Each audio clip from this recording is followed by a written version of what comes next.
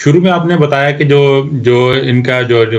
Weather department है, metrology department, उन्होंने शुरू में एक वार्निंग जारी की, फिर 2 घंटे के अंदर उन्होंने वार्निंग चेंज की रेड में। तो ऑब्वियसली ये थोड़ा सा शायद ये प्रेडिक्ट करना शायद उनके लिए मुश्किल होगा कि ये कितना मैसिव किस्म का ये स्टॉर्म आ रहा है। तो आप ये थोड़ा इनिशियली थोड़ा बताएं कि बड़ा तनकीद होती है उसके ऊपर, ऑकलैंड काउंसिल के ऊपर बहुत ज़्यादा तनकीद हो रही है कि उन्होंने प्रॉपर कम्युनिकेशन नहीं की, और दूसरा ये जो हमारा जो वेदर डिपार्टमेंट इसके ऊपर तनकीद क्यों हो रही है। तो क्या ये प्रिडिक्टेबल था, इसको प्रिडिक्ट किया जा सकता था कि नहीं? हाँ, ये एक बहुत वो कहते हैं कि मिलियन डॉलर जो है ना वो क्वेश्चन है कि क्योंकि इसकी वजह से जो है ना वो नुकसान हुआ है बहुत ज़्यादा। असल में होता ये है कि जो टोरेंशियल रेनफॉल होती है ना, ये मूव होती है टोरेंट के अंदर, सर्कल के अंदर मूवमेंट हो रही होती है मॉइस्चर की। पहले जो आते हैं पीछे से वो एक रिवर के अंदर फॉर्म के अंदर आता है, फिर आगे जो है ना एक टोरेंट बनता है और उसके तहत मूवमेंट होती है इसकी। उसमें टोरेंट के अंदर जो है ना नॉर्मल जो मॉइस्चर है वो प्रिडिक्ट करते रहे हैं, वो अच्छा सही करते रहे हैं। लेकिन इसमें ये हुआ था कि इसमें एक एक्स्ट्रा ऑर्डिनरी फैक्टर ये था कि वो टोरेंट जो है ना वो इतना बड़ा नहीं था। जितना वो स्मॉल टोरेंट होता है उतना उसके अंदर जो है ना वो मॉइस्चर कैरी करने की कैपेसिटी जो है ना वो ज्यादा होती है। तो उस वजह से जो है ना वो मिस जजमेंट हुई, लेकिन वो एंड टाइम उन्होंने उसको कर लिया असेसमेंट के इसके अंदर जो है ना वो जितना हम प्रिडिक्ट कर रहे थे या जितना हम एस्टिमेट कर रहे थे उससे ज्यादा है। तो लेकिन वो टाइम फ्रेम जो है ना वो इतना कम था कि उसके अंदर अंदर जो है ना लोगों को वार्निंग जो है ना वो देनी जो है ना वो मुमकिन नहीं रही कि जिस तरह अर्ली वार्निंग सिस्टम हम कहते हैं उसके तहत जो है ना लोगों को जो लो लाइंग एरियाज के अंदर लोग बैठे होते हैं उनको SMS अलर्ट करते हैं या कॉल करते हैं कि आप भाई ये तूफान आ रहा है और इतनी ज्यादा रेनफॉल होगी, आप लोग फ्लड के अंदर पड़ जाएंगे, तो आपको वहां से निकलना चाहिए और जो है ना नियर बाय जो शेल्टर है होम है वहां पे चले जाएं। तो उस वजह से जो है ना आपने ये भी देखा होगा न्यूज के अंदर के जो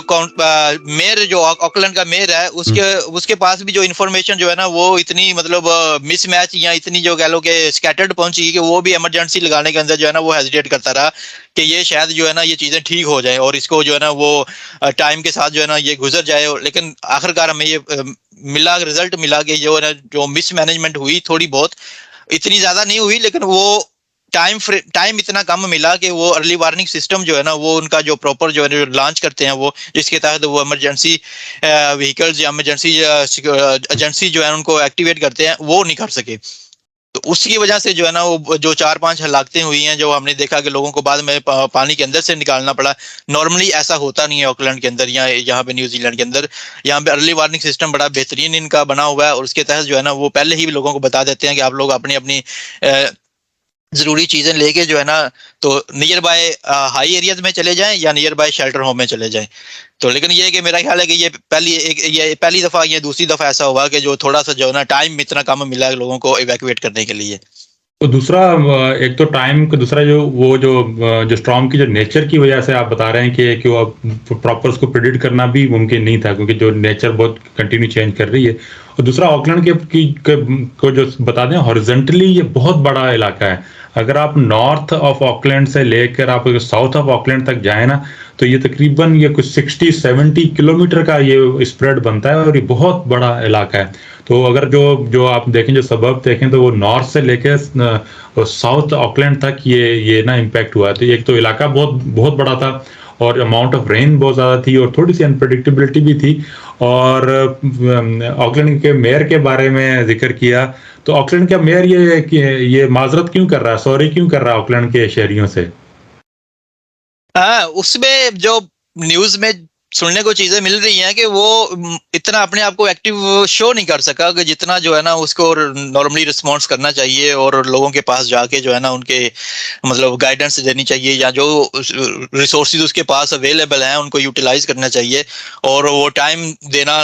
ताकि जो लोगों फील कर जो इम्पैक्ट हुए हैं लोग वो फील कर सके कि हमारे पास जो है ना वो ना सिर्फ जो रिहेबिलिटेशन वाले इदारे हैं वो काम कर रहे हैं बल्कि जो पॉलिटिकल लोग हैं वो भी हमारे साथ हैं। मतलब यहाँ पे प्राइम मिनिस्टर आया तो वो भी थोड़ी देर रहे तो वो उसके बाद चले गए, लेकिन वो ये कि वो मुसलसल राब्ते में है। तो मेयर तो लोकल मेयर है ना, तो उसको वहां पे जाना चाहिए और लोगों के साथ जाके जो है ना उनके पास उनकी बातें सुननी चाहिए और इसके फ्यूचर का लाहे अमल जो है ना वो इसकी बेस के हम्म। ऊपर तश्कील देना चाहिए। लेकिन खैर अभी ये जो पॉलिटिकल चीजें हैं, कुछ बाज दफा मीडिया हाइप भी होती हैं, लेकिन उसको भी थोड़ा बहुत जो है ना इसे लेसन लर्न करना चाहिए कि हम्म। लोगों की क्या कहते हैं गाइडेंस या लोगों की रिहैब के प्रोसेस को किस तरह फास्ट फॉरवर्ड किया जा सकता है। मतलब कि जो शहरियों को और मीडिया को ये लगा कि ऑब्वियसली ये जो इमरजेंसी डिक्लेयर कर दी गई थी, ये तकरीबन कि जैसे ही जो टॉरेंशियल रेन स्टार्ट हुई है फ्राइडे की मॉर्निंग या आफ्टरनून में, और तकरीबन रात के 11 साढ़े 11 बजे, 11:30 बजे करीब में भी फॉलो कर रहा था, तो उस वक्त ये रात के 11:30 बजे के करीब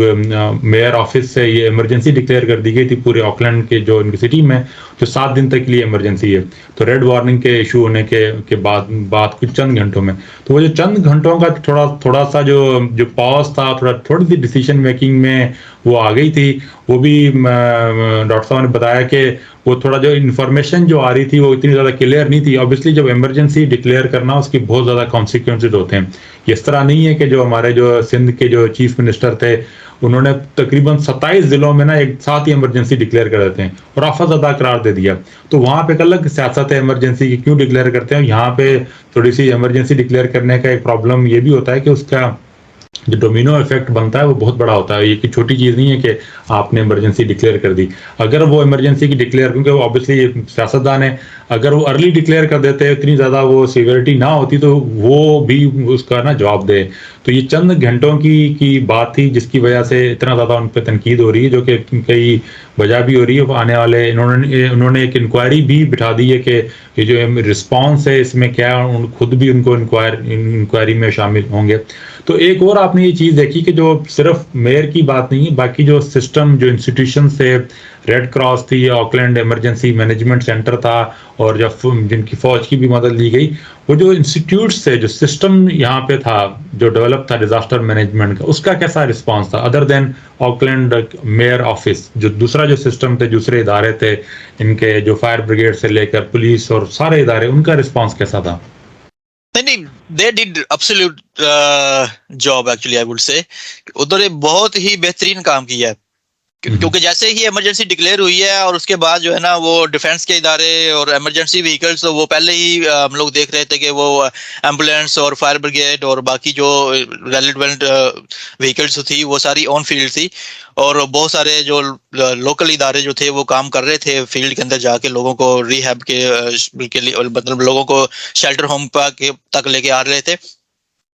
तो जैसे ही इमरजेंसी डिक्लेयर हुई उसके बाद जो डिफेंस वाले इदारे भी इन्वॉल्व हो गए और उन्होंने तो मतलब अखीर ही कर दी ना। उसके बाद जो उन्होंने जैसे जैसे लोगों को निकले हुए थे, लोग फंसे हुए थे, कुछ गाड़ियां ऐसी थी जिनको वो निकाल सकते थे, उन्होंने उनको टो अवे किया वहां से, तो वो लेके आए उनको बाहर। और कुछ पब्लिक ट्रांसपोर्ट की व्हीकल ऐसी थी जो फ्लड में जो रह गई थी, तो उनको वहां से निकाला उन्होंने। तो डिफेंस वाले इदारे जब इन्वॉल्व हुए तो उसके बाद सूरत हाल जो है ना लोगों की, मतलब शेल्टर होम तक पहुंचने के लिए उनको बहुत आसानी हो गई। पहले तो वो अपनी गाड़ियों में आ रहे थे लोग, क्योंकि अभी जब तक इमरजेंसी डिक्लेयर नहीं होगी तो डिफेंस वाला इदारा जो है ना वो नहीं आएगा काम करने के लिए। तो जैसे ही वो पहुंचे हैं तो फिर लोगों को उन्होंने जो है ना वो, हमने देखा यहाँ पे हमारे पास जो है ना कैल्सन में एक रिहैब सेंटर बना हुआ था और नॉर्थ शोर में बना हुआ था, और उसके बाद जो है ना कुछ उन्होंने मैसी वेस्ट में मैसी यूनिवर्सिटी के अंदर उन्होंने बना दिया था रिहैब सेंटर। तो वो वहाँ पे ऐसे जगह उन्होंने सिलेक्ट करके जो उन्होंने पहले ही मतलब मार्क की होती हैं कि ऐसे कोई आएगा इवेंट, यहाँ डिजास्टर आएगा तो ये जो लोकेशन जो है ना वो रिहैब सेंटर बनेगी या शेल्टर होम बनेगी। तो वहां पे वो उनको लोगों को पहुंचाया उन्होंने। तो उसके बाद जो है ना लोगों के ओवरऑल कंप्लेन जो है ना वो बहुत कम होगी जैसे ही इमरजेंसी नाफज होगी। लेकिन ये है कि कंप्लेन इस लिहाज से तो कम नहीं होंगी कि उनके हाउसेज जो है ना वो इम्पैक्ट हुए हैं और वो सारी चीजें हुई हैं और उसको टाइम लगेगा। जैसा मैंने बताया कि इंश्योरेंस काउंसिल जो है ना वो कह रही है कि इसको 2-3 साल 4 साल भी लग सकते हैं लोगों को रिकवरी होने में, पैसे मिलने में वापस और उनके घर रीसेट होने में। लेकिन ये है कि पाकिस्तान या बाकी जो डेवलपिंग कंट्रीज है उनकी निस्बत यहाँ पे ये एक अच्छी चीज है कि यहाँ पे लो लाइंग एरिया हो या आपका हाई प्रोफाइल हाउस हो, तो सारे हाउसेज जो है ना वो इंश्योर्ड होते हैं। अब इंश्योरेंस होने का फायदा ये है कि जितने मैंने बताया कि जिस तरह 261 बिल्डिंग्स जो है ना, ये मतलब होम्स जो है ना वो रेड स्टिकर हैं। रेड स्टिकर का मतलब है कि वो सारे सारे जो है ना वो रीबिल्ड होंगे। तो अब इंश्योरेंस जो है ना वो आएगी, इंश्योरेंस के बंदे मतलब वो भी कंसल्टेंसी एजेंसीज होती हैं जो उनको हायर करते हैं इंश्योरेंस वाले, वो जाके वहां पे ऑन ग्राउंड असेसमेंट करते हैं कि जितना बताया जा रहा है इतना ही हुआ है, ऐसे ही हुआ है। तो वो सारे जो है ना काउंसिल के साथ मिलके तो फिर जो है ना वो रिपोर्ट तैयार करते हैं। फिर काउंसिल उसको इंश्योरेंस वाले, काउंसिल उनको एक्सेप्ट करती है, फिर इंश्योरेंस वाले उनको एक्सेप्ट करते हैं, फिर वो उनको पैसे देते हैं, फिर जाके जो है ना वो उनका रीबिल्डिंग का प्रोसेस शुरू होता है। तो पाकिस्तान की निस्बत या डेवलपिंग कंट्री की निस्बत ये यहाँ पे फायदा है कि इंश्योरेंस जो है ना वो आपको कवर करती है। जब आप अमाउंट दे रहे होते हैं, ऐसे लोग जो जिनके घर बचे रहते हैं तो वो कहते हैं कि पता नहीं हम लोग क्यों इंश्योरेंस के पैसे दे रहे हैं अपने घर के लिए। लेकिन जब ऐसा कोई डिजास्टर आता है तो फिर बंदे को पता चलता है कि यार ये पैसे जो दे रहे थे वो तो फायदेमंद साबित हुए हमारे लिए। आई थिंक यहाँ पे जो घर आप ऑब्वियसली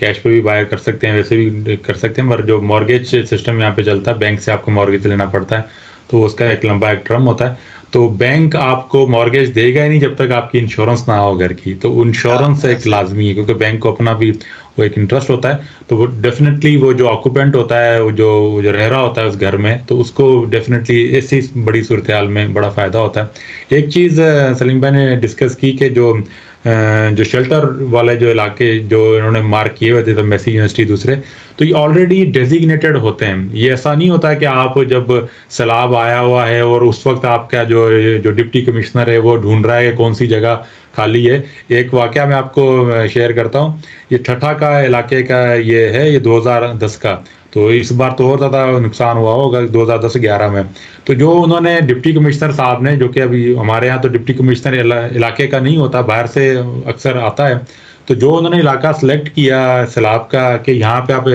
एवोक्यूएट करके लोगों को लेके जाएंगे, चंद दिनों में वही इलाका ही डूब गया जहाँ पे लोगों को रखना था।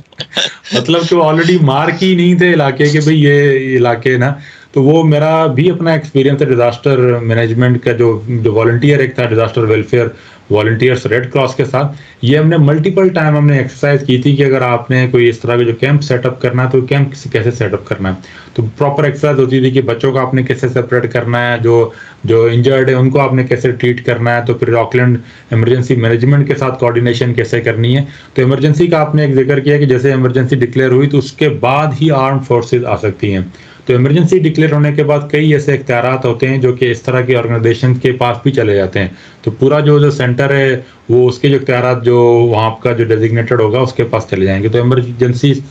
डिक्लेयर करने के अपने वो भी होते हैं। तो दूसरा जो आपने जिक्र किया कि इंस्टीट्यूशंस ऑलरेडी प्लेस थे, कि वो जैसे ही एक चीज़ डिक्लेयर हुई ऑटोमेटिकली हर इंस्टीट्यूट को, हर इदारे को पता है उसका काम क्या है। तो एक टाइम एक सा भी आया था ऑकलैंड के फ्लड्स के दौरान कि जितनी भी इनके पास जो व्हीकल्स थी, इमरजेंसी मैनेजमेंट की व्हीकल्स थी, वो फायर जो इमरजेंसी की गाड़ियों से लेकर दूसरी सारी ऑन ग्राउंड थी। कोई भी एक सिंगल व्हीकल नहीं थी जो कि उनके पास, सारी ऑन ग्राउंड थी। तो ये एक बड़ा अच्छा था। एक और सलीम भाई, थोड़ा सा कई ऐसे पाकिस्तानी कम्युनिटी के लोग भी हैं जो कि अफेक्टेड हुए हैं, और थोड़ा सा नंबर हमें अभी कंफर्म नहीं है, ऑलमोस्ट 20 के अराउंड जो फैमिलीज हैं वो इम्पैक्ट हुई हैं। अगर मैं घर ले रहा हूँ तो कोई ऐसा सिस्टम हो सकता है कि मुझे पता हो कि ये लो लैंग एरिया है और यहाँ पे हम फ्यूचर की भी बात कर रहे हैं कि यहाँ पे फ्लड आ सकता है, उसकी क्या प्रिकॉशन है? अभी मिसाल के तौर पर मैंने घर ले लिया, अब मुझे लग रहा है कि ये मार्केट रेट से कोई 50,000 सस्ता है फॉर एग्जांपल, तो मेरी तो कोई होगी कि भाई मैं घर ले लूँ ये, ठीक है। अब हमें इतना अंदाज़ा नहीं है मुझे ये यहाँ के कि ये घर लो लैंग एरिया में और फ्लड आ गया, तो इससे कैसे बचा जा सकता है?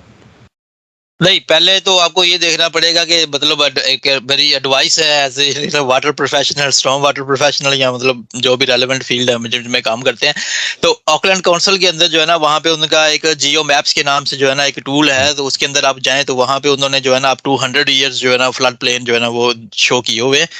तो उसमें आप वहाँ पे क्लिक करते हैं तो आपको वो बताते हैं कि ये लो लाइंग एरिया है, यहाँ ये हैजर्ड प्रोन एरिया है, यहाँ फ्लड प्रोन एरिया है, और ये यहाँ पे जो है ना ये पिछले 100 साल के अंदर जो है ना मतलब 100 साल वाला इवेंट जो है ना वहाँ पे इस एरिया के अंदर जो है ना वो सैलाब आया हुआ है, और उसकी ये इतनी डेप्थ थी बेसिकली वो भी बताते हैं।